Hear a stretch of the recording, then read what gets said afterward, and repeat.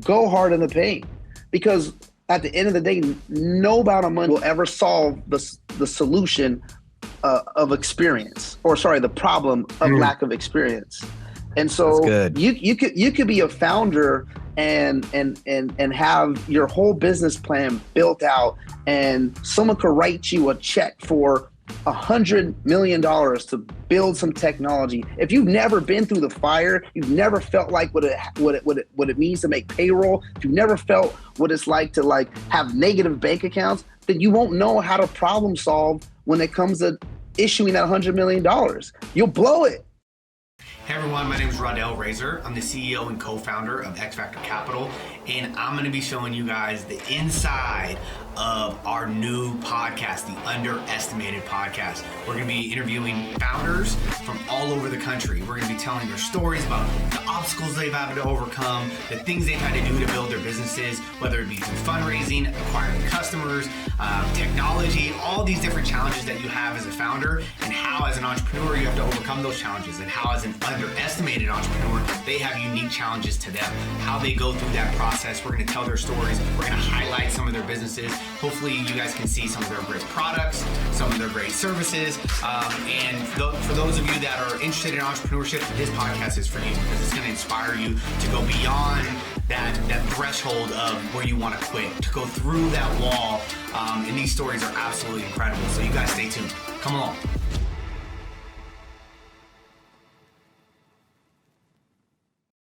Welcome, everyone. Thank you to our sponsors and our listeners. This is episode 4 of the Underestimated Podcast. I have today my guest, Jaebadiah Gardner, the CEO of Gardner Global. Very excited to have this, a personal friend, fellow entrepreneur, and a Seattleite. So definitely looking forward to hearing more about your story, Jaebadiah. But thank you for joining the show. I appreciate you for having me, Razor. Thank you for having me. Of course, man. Well, before we get into everything that you do from a business perspective, tell us a little bit about yourself, where you're from, a little bit about what you guys do, and share a little bit about yourself. Yeah, I'll give a brief intro. My name is Jaebadiah Gardner. I'm CEO of Gardner Global. We're a Seattle-based company here. We focused on real estate investment and development and property management. And it'll be 13 years in March that we've been around. I'm originally from LA, Southgate, California. Moved up to Seattle about 22 plus years ago. Been here ever since. I'm a Husky. Went to UW. Graduated. Worked for Turner Construction for a few years, learning how to build commercial high rises. And then I started the business and went off to law school, graduated, got my law degree, and it's just been rubber to the road with the business ever since. I love it. He's a Husky, Seattle, and LA, representing all, man. And you see I got my Wealth tee on. This is a t-shirt. You guys can get it. We'll tell you guys how you can get it from him. We'll give you all of his social media handles at the end of the episode. But yeah, man, so tell me a little bit. You talked about, you go to undergrad, you go to law school, you worked in the construction space. How did you start Gardner Global, and what exactly does Gardner Global do? And On Point, talk to us a little bit about your entities and how they operate. I founded Gardner Global in 2009 after I, cut my teeth in the construction industry. I realized quickly that I really like to build. As a project engineer, I was, given, a certain $1 million worth of contracts to manage and piece together these buildings. And when I got that early education of how to build $150 million buildings, it really blew my mind. And so I started asking questions. Well, we're the builders, we're the GC, but who owns this? Who's cutting the checks to make this work happen? And I just kind of started digging, and my project managers at the time were just like, keep your head down. Don't worry about the client. Just get the work done. So I just would go home every night, do research, man, and realize that real estate developers were behind the curtain and making sure these projects happen. And so as I dug further, I realized that real estate developers is a space where a lot of wealth is created in this country. And that's something that traditionally is not, we've been, withheld from or disenfranchised or purposefully kept from. And it was a mission of mine to build wealth for my family, but also to educate and help others build wealth for themselves. And so that's really the impetus for Gardner Global. Is I grew a passion for not just building, but for building wealth and how we go about it. And real estate is just a vehicle to do so. And so I created another entity called On Point Property Management, On Point Real Estate, which really is all about property management. And so, it's if you buy real estate on any facet or whatsoever, the number one thing that I always advocate for is for people to teach people how to maintain it. And so under our property management division, we have touched every single thing you can imagine of how to maintain and operate efficiently a property so that it maximizes the back end for you and for the long term. So I think the, one of the things that I hear when, the kind of real estate's a huge category, right? It's a huge asset category. A lot of people talking about it, especially on social media. When I think the average person, the retail or the consumer thinks real estate, this guy is in real estate. They're thinking you buy and sell houses. Like, talk to me about what it is. That you don't do that. So talk to me a little bit about like the ins and outs of the nuances of what you do and how, commercial is so much different than residential. And I mean, you're got to be one of the few Black commercial developers, on the West Coast, if not the country. So talk to me a little bit more about like the nuances of what you do. Yeah, definitely. One thing I failed to mention is, On Point Real Estate, we're a full service licensed brokerage firm here in Washington. And what that means is we offer every real estate service that that a Windermere or John L. Scott or Remax does. So I started the independent brokerage. I didn't pay Coldwell Banker. I didn't pay John L. Scott to go underneath their wing. I created a whole new real estate company to be independently owned. And through that, I have around 6 to 8 brokers who go out and they're the ones who are buying and selling homes. I have a property management team who are managing over, close to 200 units total across our portfolio. Very small portfolio, but like it does well for us. And so we have those 2 service lines. And then me specifically as a real estate developer, as a CEO, I should say, I manage the day-to-day operations. When I put my developer hat on, which is quite often daily, it's my job to look for land opportunities that I can take advantage of to create not only just bottom line value, but community value as well. So that's a little bit about how we get down. A lot of people do think that, when I say I'm in real estate, they jump to completely like, oh, he's a broker. I'm not a broker. I don't have a broker's license. I have a law degree. I'm a real estate developer. I'm here to eat up as much land as possible so we can build as well for our people. Love it. I love it. All right. So tell me about one of the projects that's hot on the press right now, whether it's a deal recently closed. It's a staple deal in Gardner Global. Talk to me about one of the deals that's just what I would say one of your favorite deals. We all have those deals that just kind of become our favorites. Talk to me about one of those that's one of your favorites. Definitely. We have a nice, healthy portfolio. We got about $125 million worth of developable land, 600 total units that we're looking to bring online in the next 5 to 8 years. But the deal that I think would be most relevant is the deal that's most publicly known, which is the Mount Calvary transaction that we closed. We closed that this summer. It was a $3.75 million land acquisition.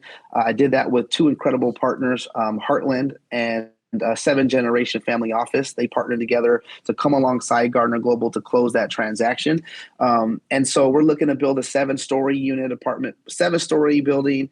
We're looking at, 196 units on the small end, and we're looking at 284 units on the large end. And we're looking to create work-live lofts on the bottom retail level. So I'm not going to fish for traditional box retail businesses. I'm looking for artists, entrepreneurs, micro business owners who want to front those windows on our street level with photography, art, flowers, whatever their hustle is. And so that way we can activate that street on 23rd and Union with some of that youthful, entrepreneur energy. So I'm excited about that. I love it. That's a dope deal. So that one is in the Central District, which for those of you guys that don't know, watching the show, Central District is an area that has been highly gentrified. Gentrifying is basically when white wealth comes in and pushes out Black neighborhoods, raises the property value to where no one can essentially live there anymore. And so talk about the role that you play in aiding gentrification. And how are you a solution to that? Good question. So the land acquisition was $3.75 million, right? I had to come up with that some way. And then secondly, you have a bucket that we call typically, your entitlement permitting soft cost bucket. That's a couple $1 million that we need to come up with. And then thirdly, we have to actually build this thing, right? And we're looking at a total $38 to $40 million project. And 80% of that, if not, is going to be construction financing. So we're looking at essentially, I'm looking at investing $40 million on this street, right? And when folks, ask me like, well, hey, like you're a developer, aren't you contributing to the issue? I'm like, I thought the whole story was we're supposed to be Black and creating land ownership opportunities, that's what we're doing. We're a Black owned, Black ran, Black led development company. So I don't know. It's kind of like the when white people call Black people racist. It's impossible. It's impossible for a Black person to be a gentrifier because we, at its core, own the land. That is what we want. That is what we're supposed to be pushing. So I can't be a gentrifier. You know what I mean? You could be mad that you're not the one that bought the property, but you can't call me a gentrifier, number one. And number two, we're creating affordable housing units, right? So out of the 196 units, 50% of that is going to go to the affordable marketplace for people who can't pay full market value for the units. We're creating these studios and one bedrooms for these folks who work in the service industry. Even if they're in a professional space but don't make just enough to get to the city, they should be able to afford this building. So, well, the interesting thing you mentioned, because the one thing that isn't gentrification is progress. There's progress and then there's gentrification. You taking, ownership of the land as a Black owned company, putting opportunities for Black people to live there because you're creating affordable housing, which obviously affordable housing, the groups of people that take advantage of affordable housing by percentage are Black and brown people. It's not gentrification, but it is progress. Some people, like you said, may be pissed off about progress and they're calling it gentrification. It's not a white person coming in and pushing people out. It's a Black person coming in, owning the land, distributing those units among ourselves. So it's not gentrification, it is progress. So I love that distinguishing quality. And it's something that I believe a lot of our people can get value from is there's one thing that's constant since the beginning of time is progress. This is something that's never going to stop. Is progress is going to happen. It's, are you able to participate in progress? And I think traditionally Black and brown people have been held out of, and that's where the Central District, a little bit of history was, it was a red lined area. It was the only place where Black people were allowed to live in the city of Seattle, own land, rent land, anything like that. So it was an area that was held back. So for a Black landowner to come in there, be able to put units up, to be able to put a building more than 2 stories in that neighborhood, I think it's absolutely incredible, man. So hats off to you on that project. So I like to ask, of course, I like to always ask, what keeps you up at night? What is the thing that is like, man, this stresses me out? Like, what's something that keeps you up at night, man? Man, we have a lot going on as a company and as a team. There's no one single, I guess, work item that keeps me up at night. But, I think the one kind of constant or, continual, thing that I'm always thinking about before I go to bed is making sure that I'm in a position to take care of my family. Right. And this is what it's ultimately about. If I have a family member who falls ill or needs help and we don't have the finances to help our family member get back on their feet or pay for that hospital bill or send our niece and nephew to college, or, help your sister get through grad school and not having the ability to help my family is what really keeps me up at night and what drives me, honestly. Like the buildings are cool and, the community work is cool and the gentrification conversations, all that's cool. But ultimately, like I'm doing this to make sure that the next generation of the Gardners are stable and don't have to scratch and crawl to get into school and don't have to worry about being homeless because they got a medical bill they can't pay and don't worry about their credit getting destroyed because they don't know how to warn a credit card.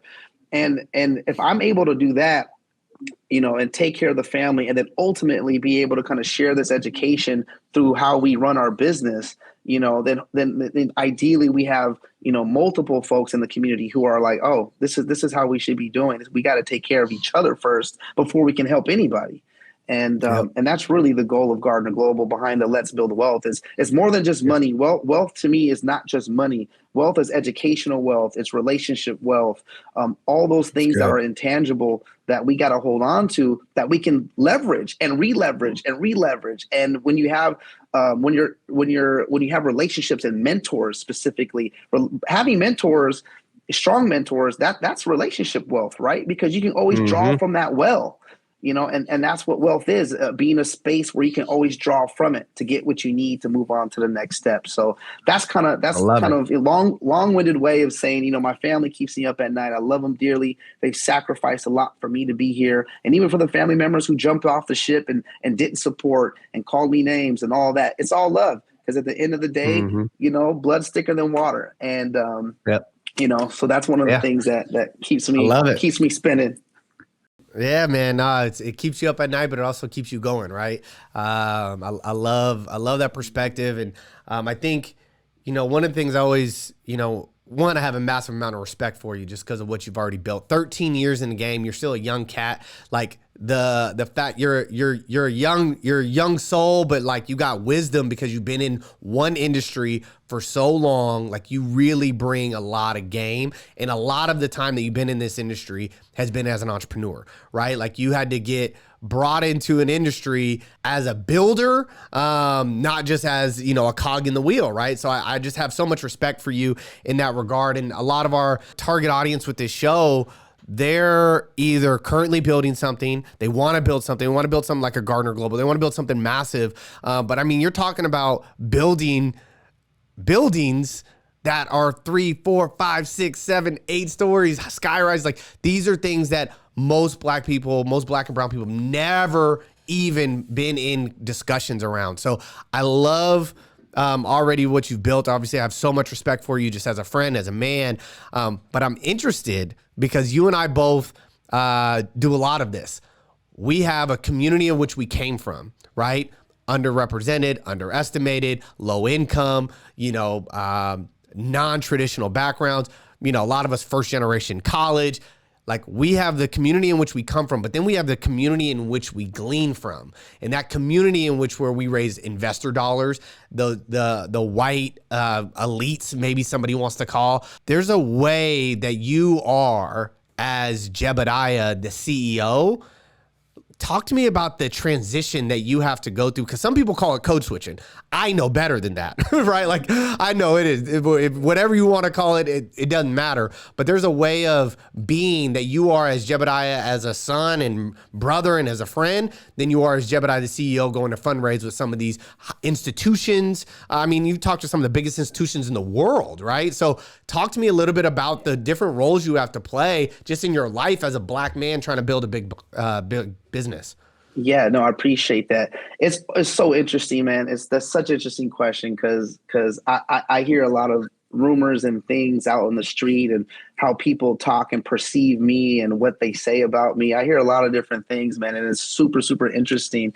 But, really to get to the core of your question is, I say this all the time, especially to my inner team and my inner circle is, if we're out at a restaurant and I'm drinking tequila on the rocks with you, or if I'm in a boardroom meeting with my board of directors talking about these multi-million-dollar transactions, I'm the same dude. I'm 100% the same dude. I'm from Southgate, LA. I'm cut from a different cloth, and I'm the same dude. Now, what may change is my vernacular. Well, you know what? This industry requires a certain language to communicate effectively with capital. And I know that. So I communicate effectively with that capital, right? And it's the same, no different than folks who we know who may have been involved in the streets or are currently in the streets. There's a certain language we use to communicate. That way we're able to navigate that, right? Navigate that space. But from a holistic perspective, man, I mean, Jaebadiah is Jaebadiah. You're going to get what you're going to get at the end of the day. It's hard for me to hold my emotions off my face. If I'm pissed off, people are going to see it. I can't hide it, So I might communicate that. I might communicate that differently in a boardroom than what I would, out in the streets, so to speak. But at the end of the day, the boardroom is a mirror to what our people have to go through. It's just a different environment and a different set of language tools. Otherwise, the same rules really apply. You know what I mean? Yep. It's everybody for themselves, and you got to be able to sustain yourself in those positions. Absolutely, man. And I think the common misconception is that it's different, so to speak. It's every environment you walk into, you want to command a level of respect. You want to issue a certain level of respect. And if you can command respect and issue respect consistently, you're going to build good relationships. And you build good relationships with people. It doesn't matter how you, like, the one person I really admire, obviously he can do it because of the industry he's in, is Snoop Dogg. Snoop Dogg is Snoop Dogg no matter what show he's on. Like, no matter how he shows up, he still show up as Snoop, right? And so I think that that's something that's just a huge misconception, that you have to be someone else. Like, you are still you're just your best self. And like you said, my vernacular definitely changes someone I grew up with, just because that's how they know how to communicate with me. But at the end of the day, it's all about issuing respect and commanding respect in any room I step into. So, so give some advice. I put people on the spot with this. Give some advice to the Jaebadiah of 15 years ago. The Jaebadiah of 15 years ago. Man, why does that even feel so far away? That's crazy. Cats are getting old out here. God, man.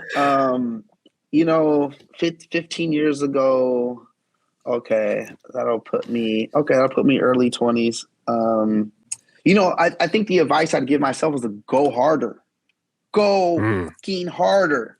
Like, take more risk, fail more often, give less, go hard in the paint. Because at the end of the day, no amount of money will ever solve the solution of experience, the problem of lack of experience.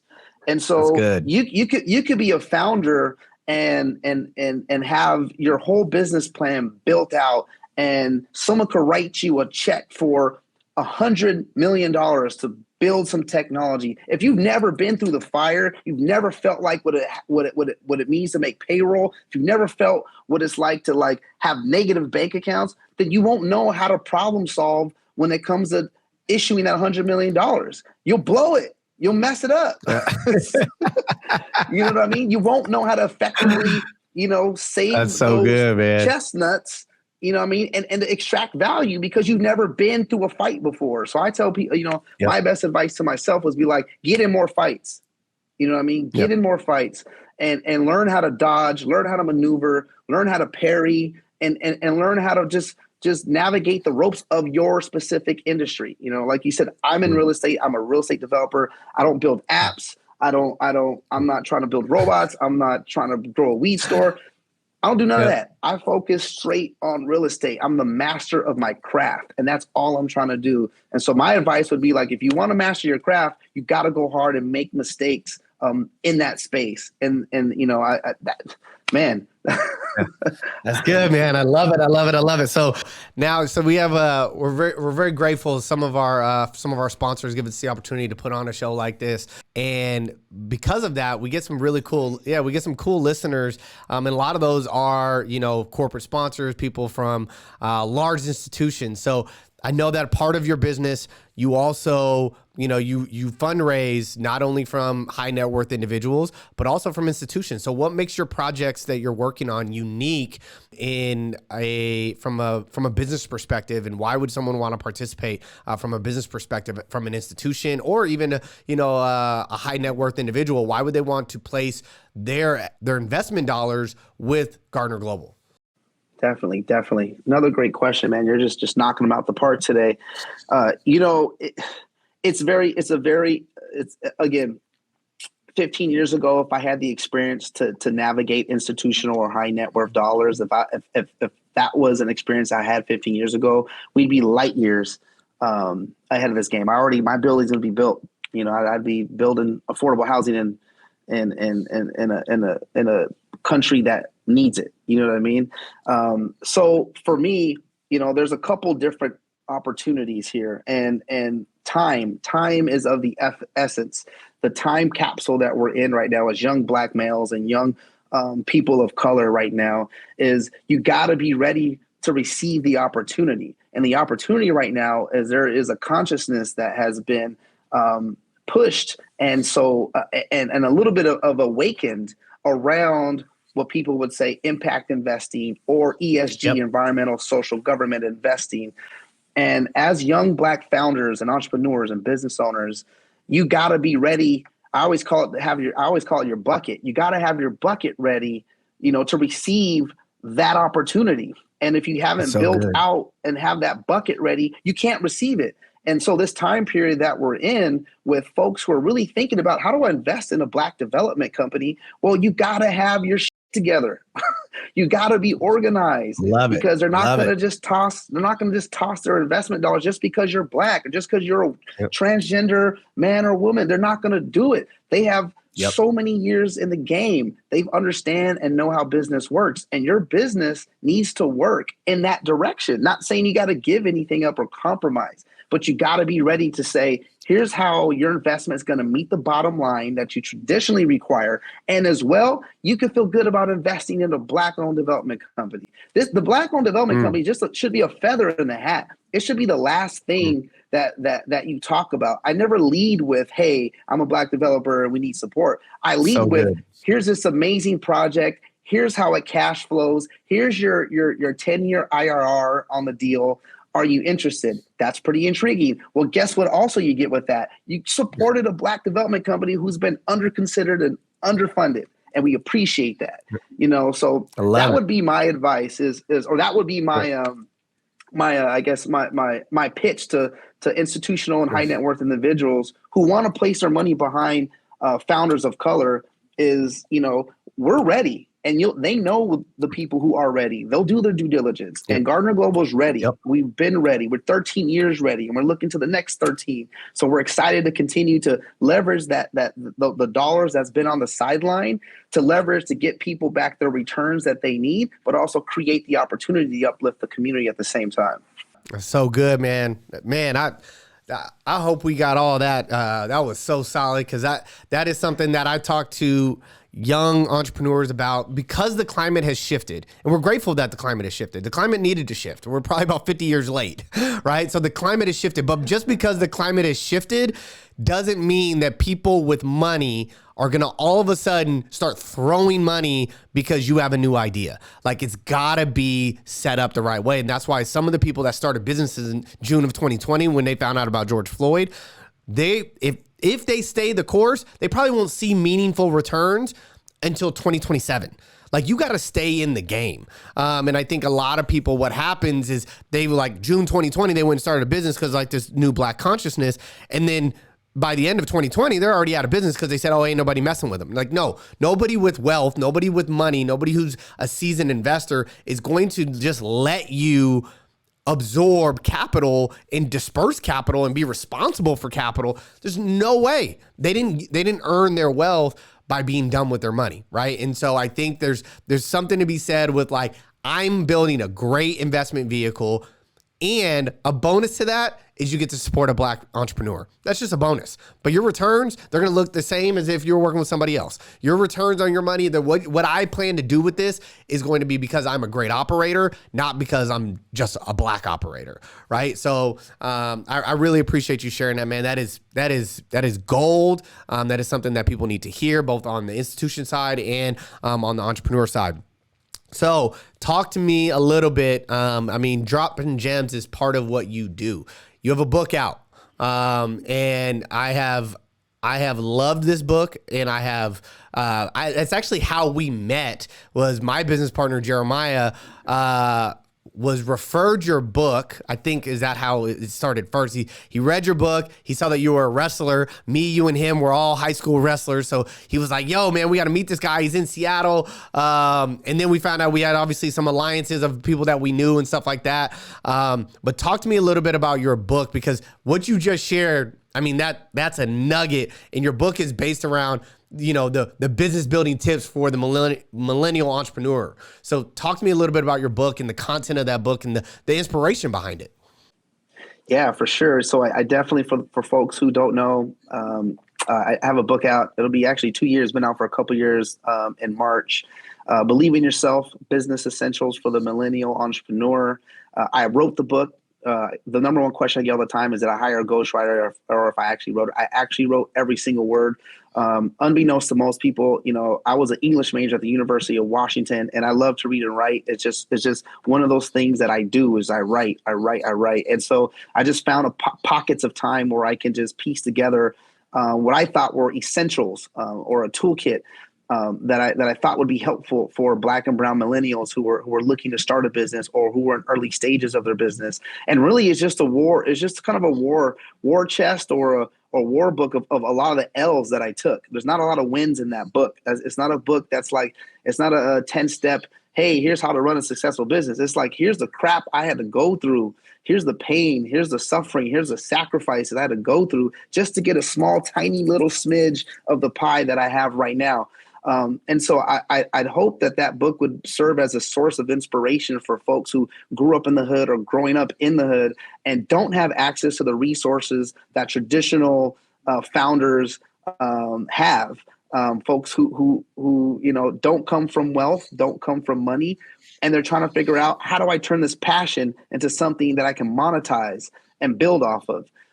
And so I decided to write and share that experience. And so there's a few war stories in there that I let loose because a lot of folks don't know me personally, especially a lot of folks who follow me on Instagram and Twitter and Facebook. They don't know me, personally. So they see the social media image and they get to assuming that, Jaebadiah ate from a silver spoon, or I've had the red carpet laid out for me. And I had to write this book to control my narrative. And so that'd be actually another piece of advice I'd actually would toss in is, if you're a founder, control your narrative. It doesn't have to be writing a book. It could be any which way you do it. It could be on the social platform. It could be a lot of different ways. But control your narrative as a founder, because there's going to be people out there trying to cut you down. They're gonna be able to peek into that vision and see the success down the road, and they're gonna want to tear that down. They're gonna want a piece of that. So make sure that you stick to the script, and document it and control it. And once you control that narrative, it creates less issues down the road while building your enterprise.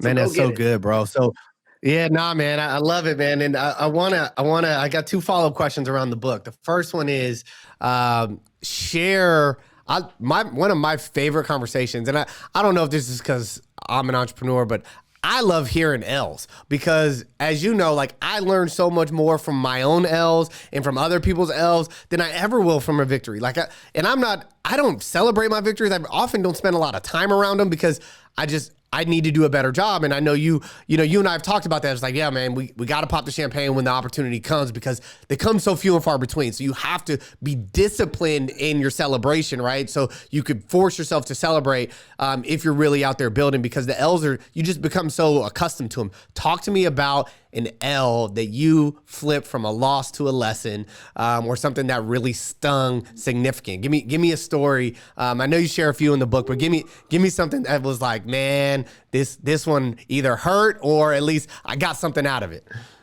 Yeah, like I said, man, I've taken more learning lessons than I have, victories. But those learning lessons have prepared me and prepared us to take those small victories we have and compound them, right? It's all about the little wins. They all add up to something big. And, I have no shortage of L's, man. I recently, the most recent experience I had was a mental health, situation where I wasn't focusing on my mental health because I was so wrapped up in trying to close a transaction. And when I was promised, almost $20 million. And for that $20 million to sign an agreement, essentially, so let me back up. One of the hardest things to do in real estate development is to find the capital to back up your project, right? You can have the land, you can have the seller ready, you can have the design team kick out a pretty drawing, and all that doesn't matter if you can't find the capital to execute. And I did that. I went out and found a capital partner, someone who was like, oh my gosh, we love this deal. We want to work with you. And they signed on the dotted line. not once, but twice, 2 separate deals, 2 JV agreements. And, you know, we don't come from the resources to put into that project. So they only had one job. Their only job was to bring the bag to the deal. That was it. And we were going to execute on the fundamentals, and we've already brought the deal, and we brought the deal to the table. And so when they executed that deal, I celebrated. It was a momentous experience, because it was like, wow, I really crossed a hurdle. And then they totally backed out of the deal. Totally all $20 million completely off the table. Projects in limbo. I got bills coming through. I got $150K from my attorneys. I got $150K from my architects. And all of what I had in the pocket to take care of those responsibilities was gone. And so now I'm looking at almost $500,000 of just sitting there, where people are asking for, hey, Jay, what's up with that invoice? Yeah, man. Hey, Jay, are you going to close on this land? You know, forget the invoices. I had an obligation to this black pastor who we're buying the church from, who had expected his $3.75 million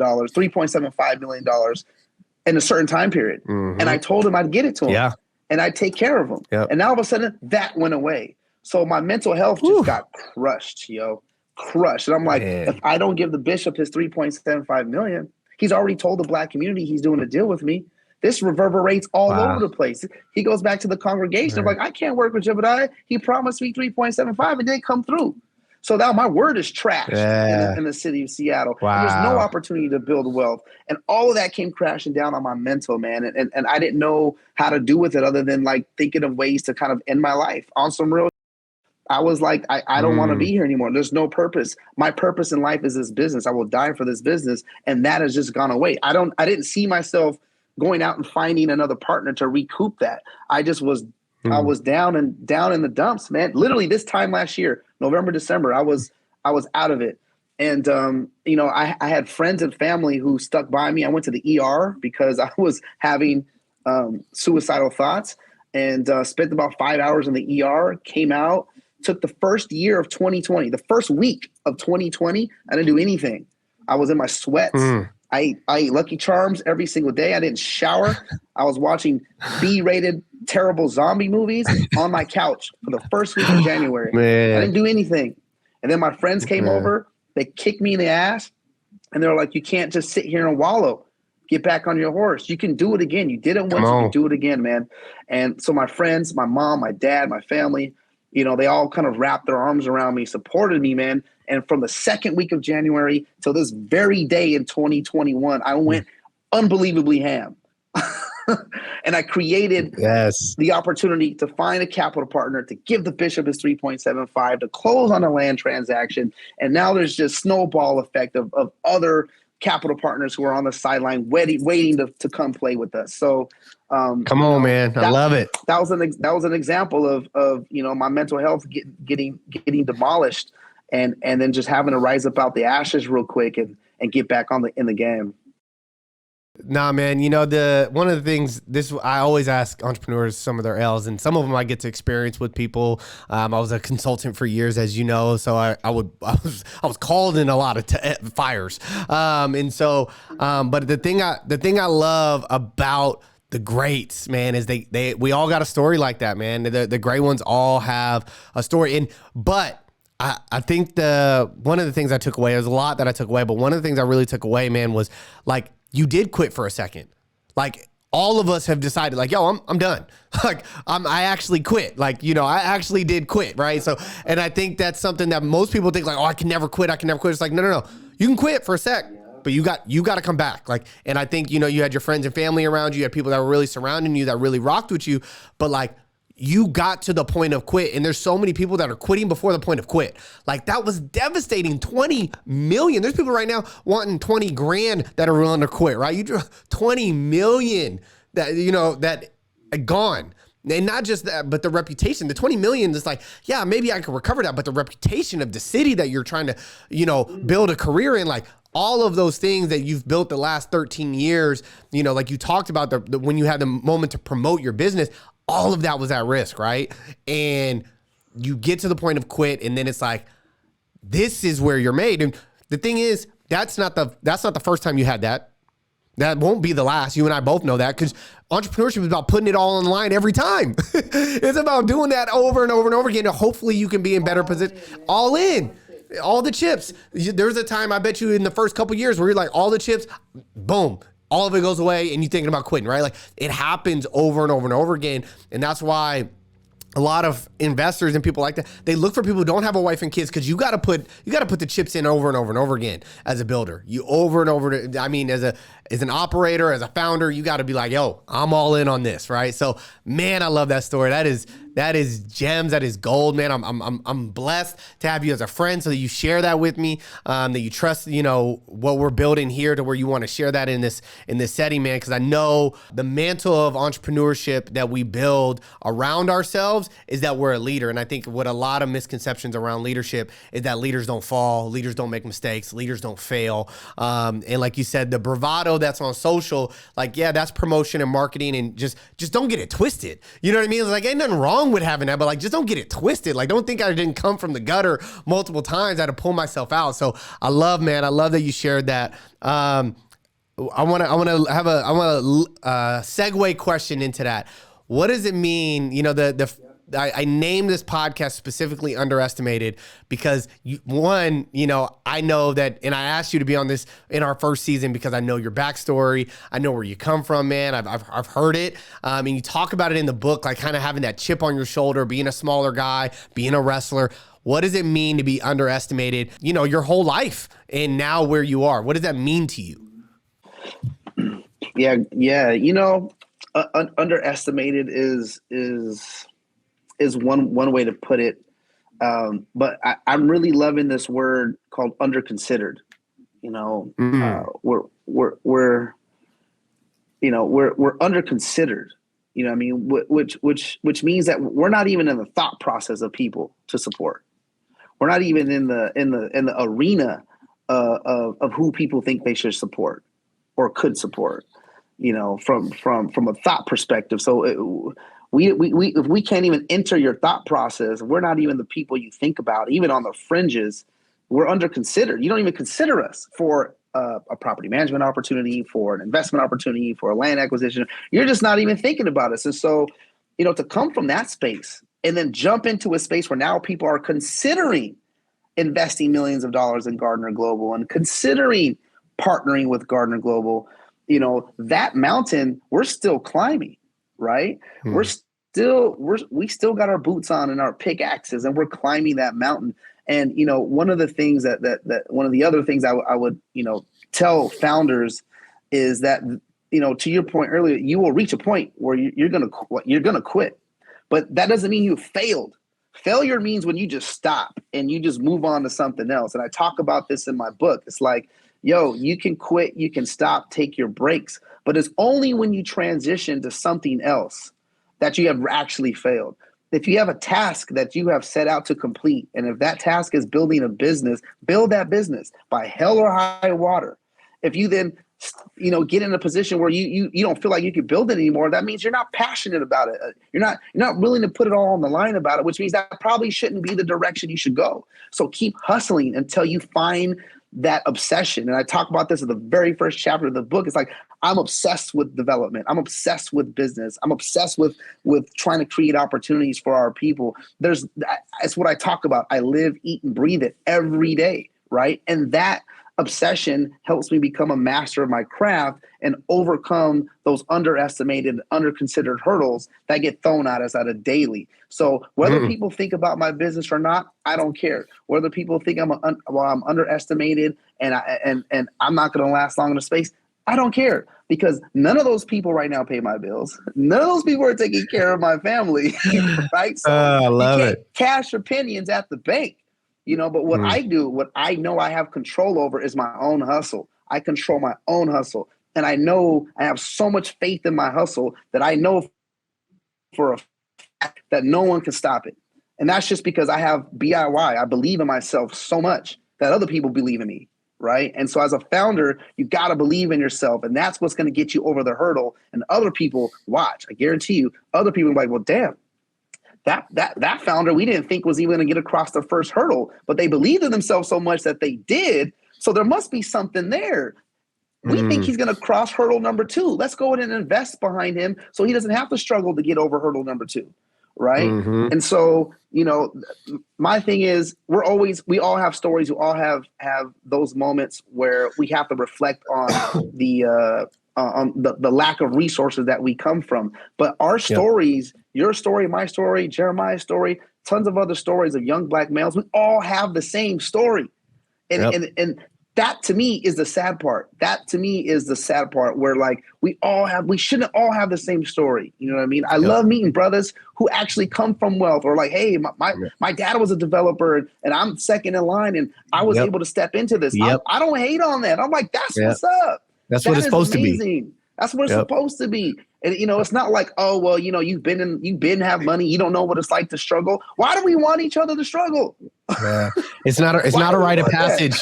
It's an incorrect rite of passage when we think Black and brown people, if you don't come from the struggle, then you're not keeping it real or you're not legit or whatever. It's just, and it's something that it plagues our community, unfortunately. But man, I think, I love the underconsidered, and the line that I'm going to take with me, and I want people to make sure that they highlight, was like, I have more faith in my hustle than anybody's doubt in me.